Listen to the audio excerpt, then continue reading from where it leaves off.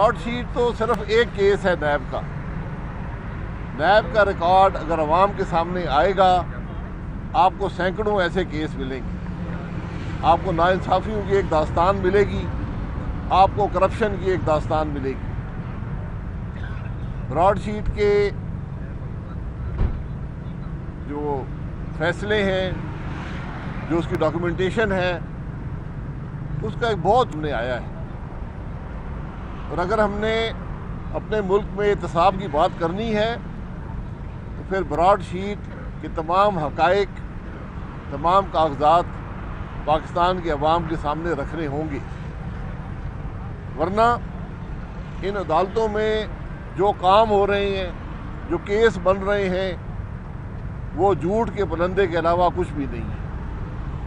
वो political engineering का एक तरीका है, वो सियासतदानों को बदनाम करने का ज़रिया है, वो मुल्क में सियासत को नाकाम करने का तरीका है, वो मुल्क में अवाम के अंदर ये तासुर पैदा करने का तरीका है,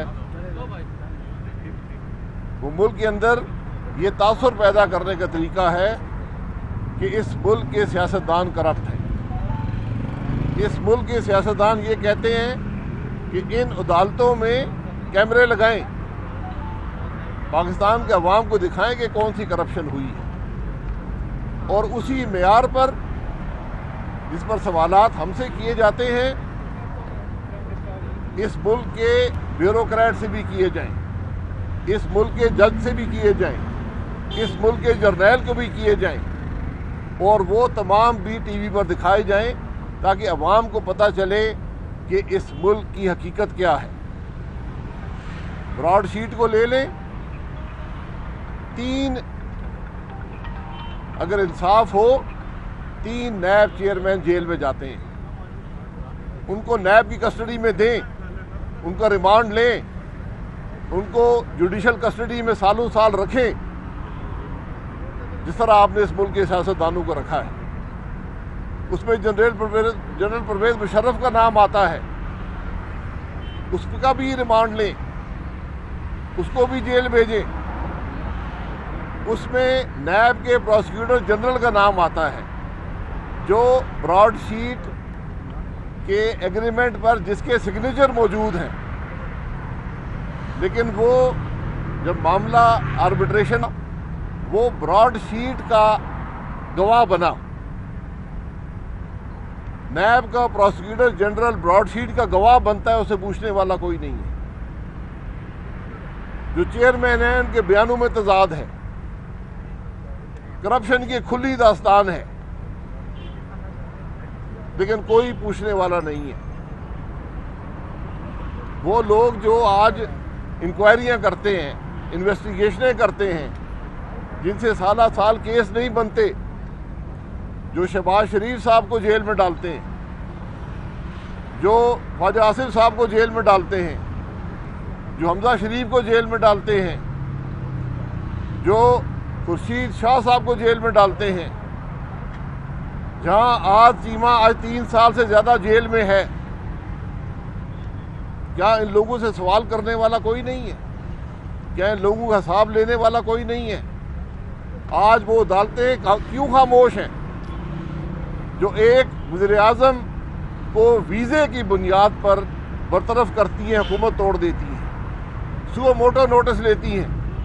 क्या आज उनको ब्रॉड शीट नज़र नहीं आता, जहाँ पूरा एहतसाब का निज़ाम,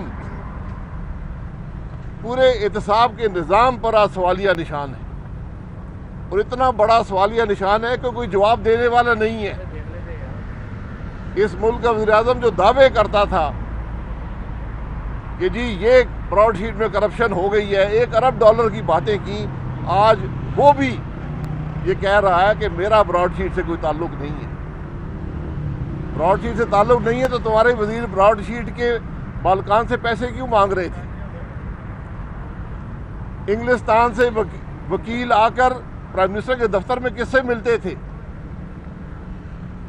मूसवी की बातें प्राइम मिनिस्टर से क्यों होती थी? वो कौन से जनरल साहब थे जो जाकर मूसवी को मिले और पैसे मांगे? क्या इन सवालों का जवाब नहीं मिलना चाहिए?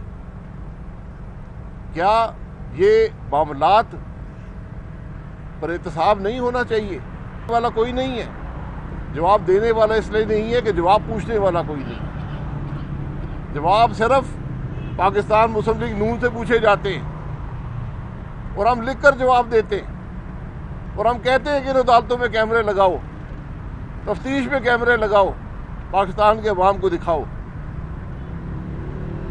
ये हमारा एहतसाब का मयार है। अगर आप में भी जुर्रत है तो ब्रॉडशीट के तमाम कागजात, तमाम दस्तावेजात जो नैब के पास हैं, पाकिस्तान के अवाम के सामने रखें। बड़े बड़े पर्दा नशीनों के नाम आएंगे, बड़ी बड़ी बातें सामने आएंगी। और मैं फिर कहता हूं कि ये सिर्फ एक मायदा है नैब का। आपको सैकड़ों ऐसे मायदे मिलेंगे, सैकड़ों ऐसे काम मिलेंगे। तो जब तक हम ये हरकतें करेंगे जो आज नैब की अदालतों में होती हैं, जो नैब की मीटिंग्स में होती हैं, जो नैब के ठेके होते हैं, जिस वजह से नैब ऑपरेट करता है, तो मुल्क आगे नहीं चलेगा। जिस मुल्क में नाइंसाफ़ी हो वो नहीं चलता। इंसाफ होना भी चाहिए और होता हुआ नज़र भी आना चाहिए। आज ना इंसाफ होता है, ना इंसाफ होता हुआ नज़र आता है। दोहरे मेयार हैं, एक के लिए मेयार और है, दूसरे के लिए मेयार और है। ये आज हकीकत है इस सारे निज़ाम की। आज जहाँ पर हमारी मईशत तबाह हुई है, जहाँ पर महंगाई का दौर है, जहाँ पर बेरोज़गारी है, जहाँ पर तरक्की रुक गई है, जहाँ सीपैक रुक गया है, आज एहतसाब का निज़ाम भी खुद एहतसाब का शिकार हो चुका है, लेकिन पूछने वाला कोई नहीं। तो मैं अदालतों से तवक्को रखूँगा कि जब निज़ाम जमूद का शिकार हो जाए, आपका काम होता है इस मामले का नोटिस लें। चीनी में सैकड़ों अरब अवाम से लूटे गए, कमीशन बने, कोई पूछने वाला नहीं है। आटे में सैकड़ों अरब लूटे गए, कोई पूछने वाला नहीं है। LNG में लूटे गए, तेल में लूटे गए। मुल्क के स्टेट बैंक पर सवाल हैं, मुल्क की पॉलिसीज़ पर सवाल हैं, लेकिन पूछने वाला कोई नहीं है।